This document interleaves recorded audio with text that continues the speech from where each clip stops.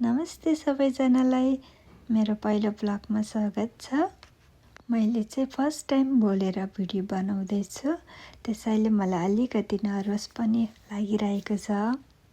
आज मेरो छुट्टीको दिन हो अनि त्यसैले म आज घरमै छु अनि मैले सोचेँ आज मेरो छुट्टीको दिन हजुरहरूसँग सेयर गरौँ भनेर मैले चाहिँ केही तरकारीहरू लगाएको छु। धेरै चाहिँ हैन, अलिअलि मात्र लगाएको छु। मलाई चाहिँ छुट्टीको दिनहरूमा चाहिँ यस्तै कामहरू गर्न चाहिँ एकदम रमाइलो लाग्छ र मन फ्रेस पनि हुन्छ नि त। अनि त्यसैले म चाहिँ यस्तै के गरेर चाहिँ मेरो छुट्टीको टाइमहरू बिताउने गर्छु। तरकारी चाहिँ अहिले मेरो धेरै चाहिँ छैन, अनि त्यही अलिअलि खुर्सानी डल्ले खुर्सानी लगाएको छु, टमाटरहरू लगाएको छु अनि सागहरू लगाएको छु।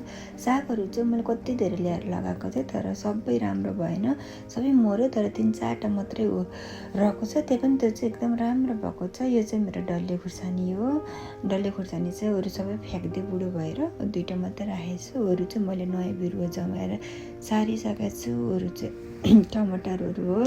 अनि देख्न सक्नुहुन्छ यो चाहिँ खुर्सानी, यो टमाटर, साग हेर्नु न कस्तो राम्रो के।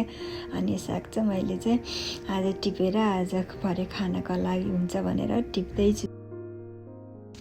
साग चाहिँ जम्मा 4वटा बोट जति छ। जे भए पनि अहिले चाहिँ साग किन्नु परेको छैन। हामी 2जना बुढाबुढीले चाहिँ यति भए चाहिँ मजाले पुगिरहेको छ यति सागले चाहिँ। तर यो साग चाहिँ कस्तो मिठो छ के, अर्को जस्तो छैन, कति मिठो लाग्छ मलाई यो साग चाहिँ। अनि जेस अहिले चाहिँ किन्नु परेको छैन साग चाहिँ।